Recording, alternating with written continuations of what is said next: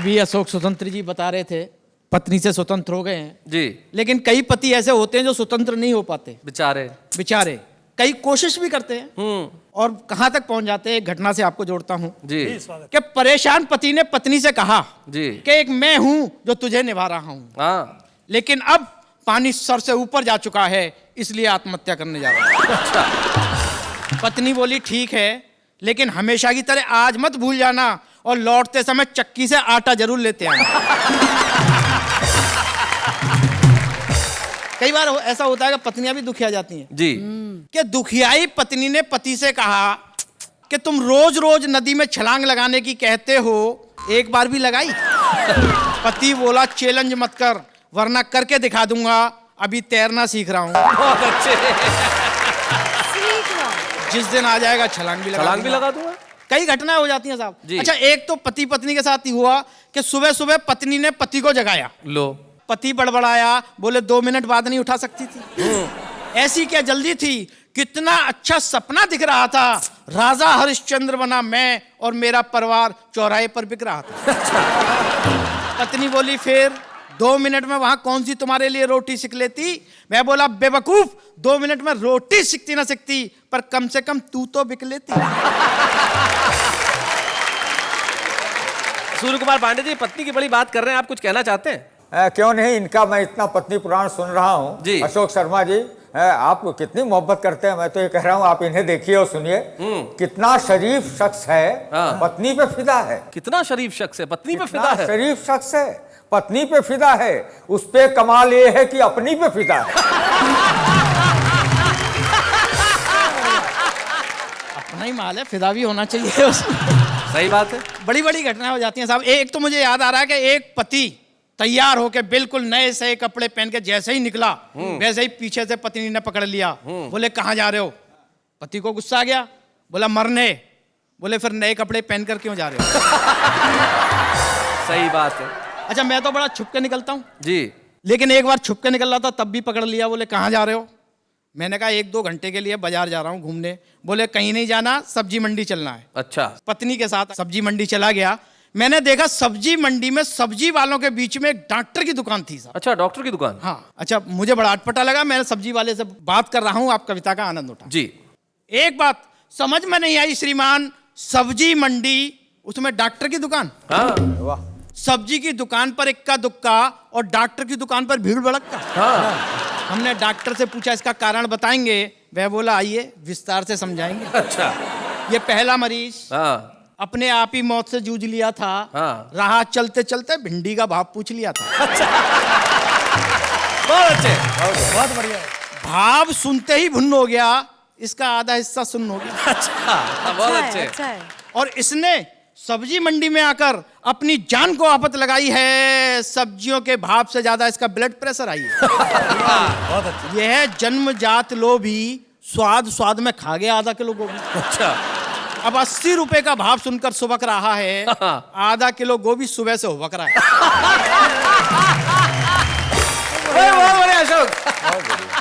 ये सरकारी बाबू सब्जी मंडी में भी अपनी दादागिरी दिखा रहा था। जब मांगने पर धनिया नहीं मिला तो जबरन उठा रहा था।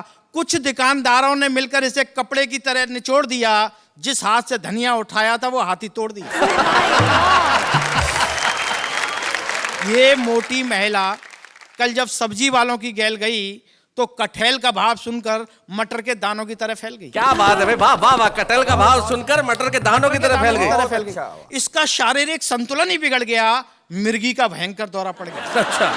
जब चमड़ा भी किसी काम ना आया तो लोगों ने इसे लहसुन सूंघाया। हाँ। और ये भी कमबख्त फैंटी लहसुन सूंघते ही उठ बैठा। ये साथ में सब्जी वाला आज सुबह ही मेरे पास आया है, साथ में अपने नौकर को भी लाया। अच्छा। कहता है कि इसने मेरा 100 ग्राम हरा चना और 1 टमाटर खा लिया है। आप इसकी इंडोस्कोपी कीजिए और इसके पेट में यंत्र डालकर बताइए कि इसके पेट में और क्या क्या। अच्छा। ये जो बोरा खड़ा है इसमें मलेरिया का मरीज पड़ा है। यह सर्दी से कम सब्जियां देख देख कर ज्यादा कांप रहा है। क्या बात है। भाग कर आया था इसलिए अभी तक कांप रहा है। बहुत अच्छे। ये हार्ट का मरीज 3 हार्ट अटैक के बाद भी जिंदा है, भगवान की देन है। फिर भी कम वक्त प्याज का भाव सुनने के लिए बेचैन। बहुत अच्छा। वो जिसके हाथ में दुनाली है, हाँ। उसके बेटे से किसी ने 700 रुपए की सब्जी छुड़ा ली है। ओहो। तब से वह बंदूक लिए ढूंढ रहा है, जिसने छुड़ाई है उसे ढूंढ रहा है। इतने बढ़िया श्रोता हैं, कविताओं का आनंद ले रहे हैं जी। लेकिन कई बार श्रोता एक ऐसा ठस सामने मिल जाता है कि हंसकर ही नहीं देता। हाँ। एक कवि सम्मेलन में हमने आधे घंटे तक हास्य कविताएं सुनाई, लेकिन एक श्रोता को हंसी नहीं आई। हाँ। हमने पूछा क्या बात है जनाब, वह बोला मानसिक तनाव। अच्छा। हमने कहा हमसे ज्यादा। सुनते ही उसने सिर धुना और बोला अच्छा पहले तू सुना। हमने कहा बेटा आज सुबह ही पत्नी को लेकर हॉस्पिटल गए थे, लेकिन लौटते समय हमारी किस्मत ही फूट गई। ना जाने कब हमारी पुरानी नौकरानी ने हमें देख लिया और धच्च से आकर स्कूटर पर बैठ गई। हम नौकरानी को लेकर घर आ गए, पत्नी वहीं छूट गई। जब इस बात का एहसास हुआ तो उल्टे पांव हॉस्पिटल की तरफ भागे, तभी पड़ोसी आ गए आगे। बोले लगता है आप हॉस्पिटल जा रहे हैं, हमारी पत्नी को लेते जाइए, हम साइकिल से आ रहे हैं। अच्छा। अब मन में हड़बड़ी थी। उनकी पत्नी को लेकर जैसे ही हॉस्पिटल पहुंचा, पत्नी दरवाजे पर खड़ी थी। बोली अबे ओ दूसरों की पत्नियों के पत्नी डोहू वाहन। अबे ओ दूसरों की पत्नियों के पत्नी डोहू वाहन, दूसरों की पत्नियों को भी ढोता फिरेगा या अपनी पर भी ध्यान देगा। अब बता बेटा, इससे बड़ी टेंशन है तेरे पास? हाँ। सुनते ही वह हंसा और बोला यार तू भी खूब फंसा। यहाँ तो एक ही को ढोते ढोते ढोते ढोते सर चकरा रहा है और तू तीन तीन को ढोकर आ रहा है।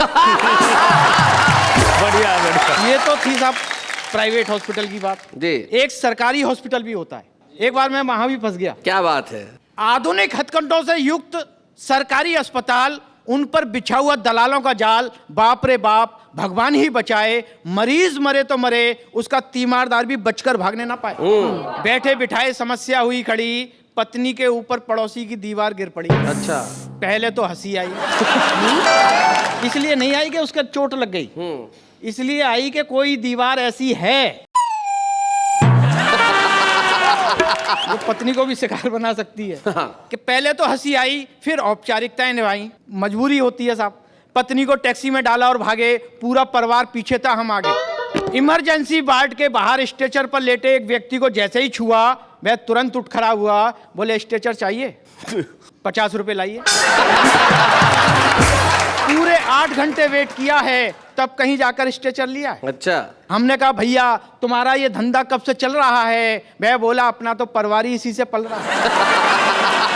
ज्यादा बताएंगे तो आप ही का कलेजा हिलेगा। यकीन नहीं आता तो अस्पताल में घूम कर देख लो, अपना पूरा खानदान किसी ना किसी स्ट्रेचर पर लेटा मिलेगा।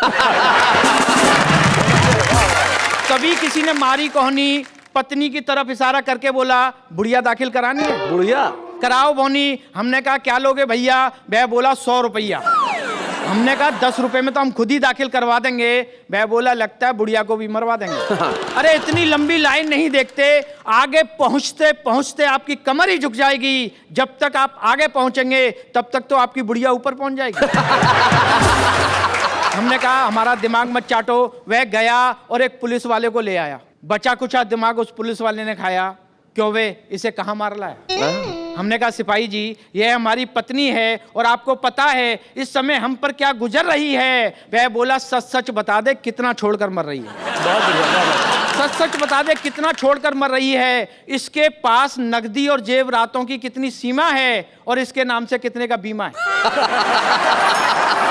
या इसके माता पिता से इसके हिस्से में कितना आना है और तेरा किस किस महिला से यार आना है? सच सच बता दे वरना पुलिस केस बनेगा। ये तो मरेगी मरेगी, साथ में तू भी मरेगा। अंदर जाकर देखा तो यह भी सच था, पूरा हाल मरीजों से ही खचाखच था। किसी का मरीज कहीं था, सामान कहीं था, पांव रखने को स्थान भी नहीं था। एक बिस्तर पर 3-3 पड़े थे।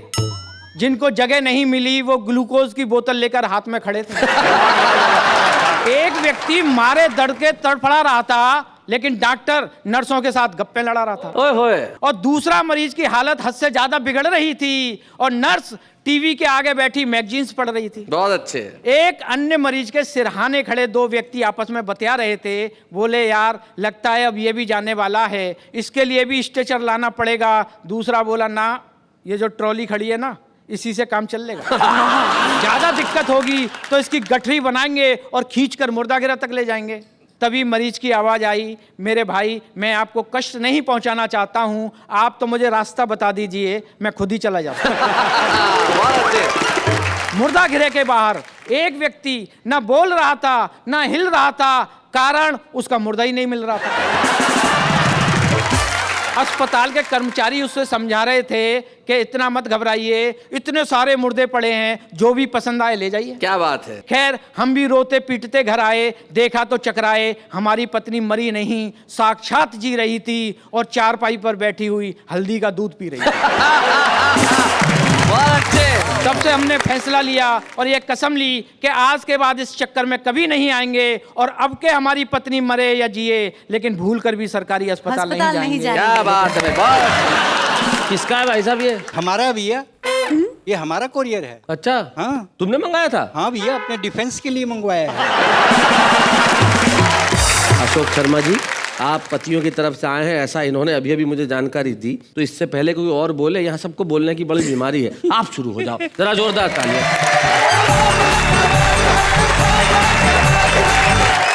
दोस्तों 28 साल पहले मेरी शादी हुई थी साहब। ओहो। तब से आज तक मैं घबराता हूं शादी से, लेकिन शादी वालों ने भी एक तरीका अपना रखा है। हर शादी में एक कवि सम्मेलन फिट कर लेते हैं और बोले आओ कविता के लिए। एक शादी के प्रोग्राम में फंस गया साहब। अच्छा। मुझसे कहा कविताएं सुनाओ। सामने खाना पीना चल रहा था, ऐसी एक बहन जी खड़ी थी। ऐसी बहन जी? हाँ। बहन जी। मैंने उनसे कहा बहन जी गोलगप्पे खा लूं? हाँ। वो बुरा मान गई, बोले पहले कविताओं से निपट लो। हाँ। इधर मैं कविताओं से निपटा, उधर उन्होंने गोलगप्पे निपटा दिए। अच्छा। लेकिन खाने का मन था कि एक दिन हमने खाने के लिए गोलगप्पे छान मारे दिल्ली के चप्पे चप्पे। अच्छा। तब कहीं जाकर गोलगप्पों के स्वाद लिए, साथ में कई अनुभव भी प्राप्त किए। एक व्यक्ति अपनी पत्नी का हाथ अपने हाथ में बांधे चल रहा था, बाजार वालों को खल रहा था। हमने पूछा भैया आपने इसके हाथ में अपना हाथ क्यों बांधा है, जबकि ये पागल तो दिखाई नहीं देती है? वह बोला क्या बताएं भाई साहब, जहां भी गोलगप्पे देखती है दौड़ लेती है। एक महिला काफी समय से गोलगप्पे खा रही थी, दूसरी उसका हाथ पकड़कर हटा रही थी। और कितना खाएगी, क्या इसका खोमचा ही निपटाएगी?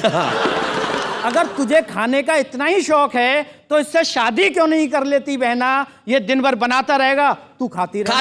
बहुत अच्छे, बहुत बढ़िया अशोक। एक नवयौवना गोलगप्पे खाने में भी अदाएं दिखा रही थी, एक एक गोलगप्पा अपने प्रेमी के हाथ से खा रही थी। हमने कहा बहना बाकी के कल खा लेना, ये गोलगप्पे वाले की स्थायी दुकान है, यह यहाँ से नहीं हिलेगा। वह बोली यह तो ठीक है, यह यहाँ से नहीं हिलेगा, पर ऐसा खिलाने वाला भी रोज रोज थोड़ा ही मिलेगा।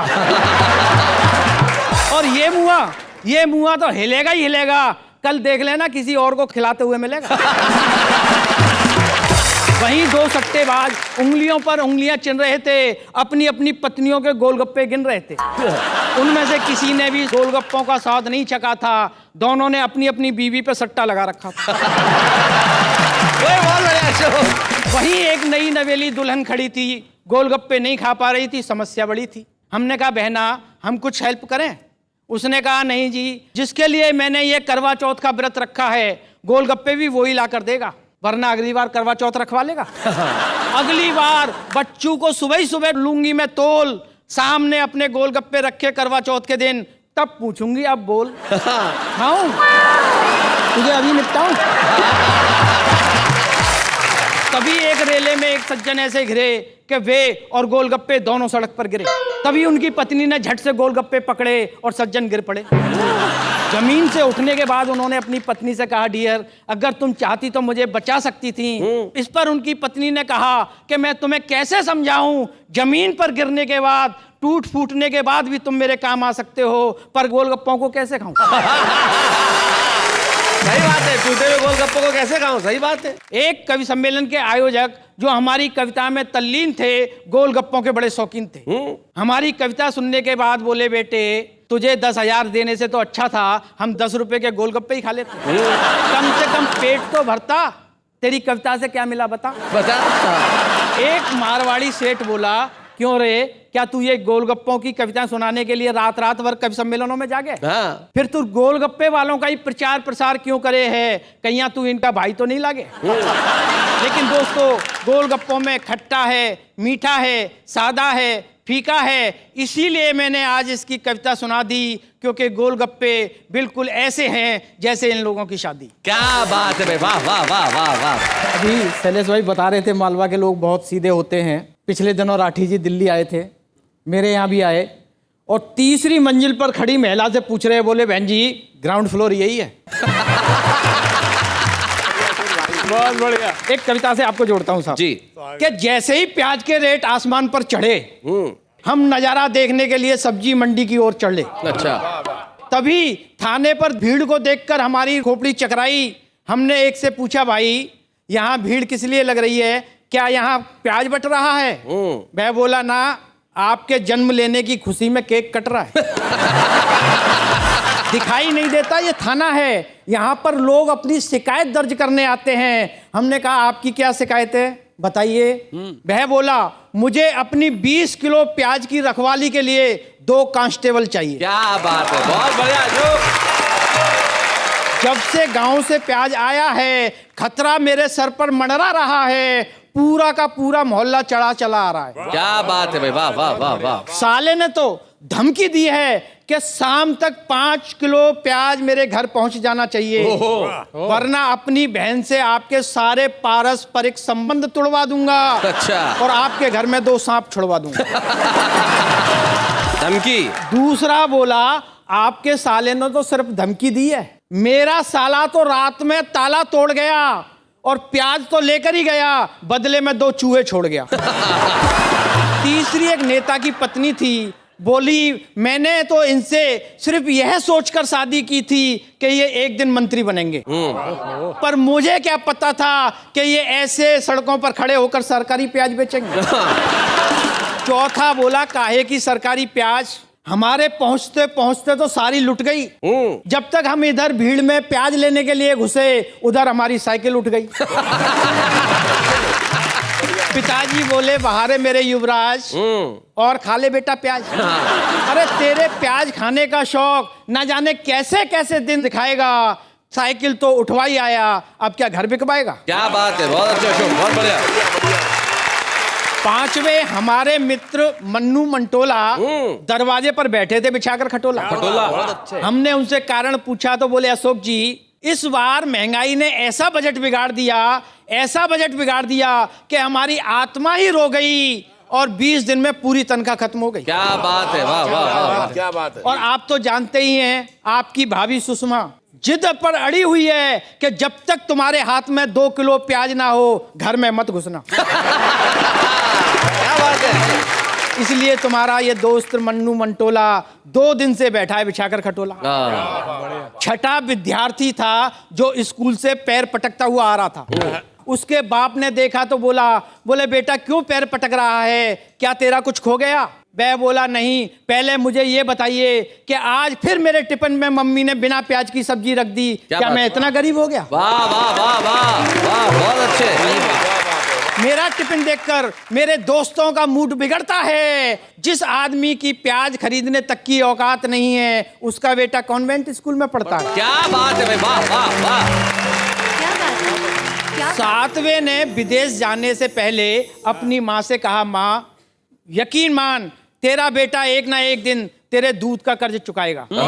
माँ बोली, बेटा अब तू जा ही रहा है, इसलिए इस बात को गंभीरता से मत लेना, और दूध का कर्ज चुकाए या ना चुकाए, लेकिन प्याज का कर्ज चुका देना। बहुत अच्छे। हमने अपने मित्र से पूछा, यार कल तुम अपने लड़के के लिए लड़की पक्की कराए? वह बोले, यार हम तो लड़की देखने गए थे, लेकिन सबको पसंद आ गई, इसलिए वहीं से 2 किलो प्याज खरीदे और उसकी गोद में धराए।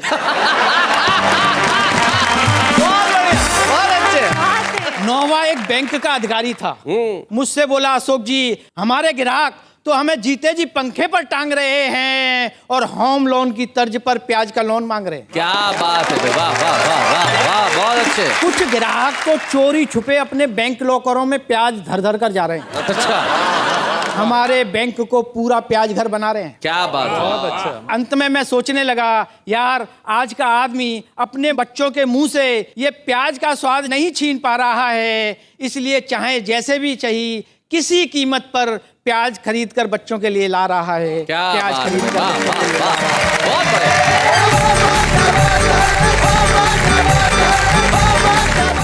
ऐसे और भी मजेदार वीडियो के लिए हमारे चैनल को लाइक, शेयर और सब्सक्राइब करें।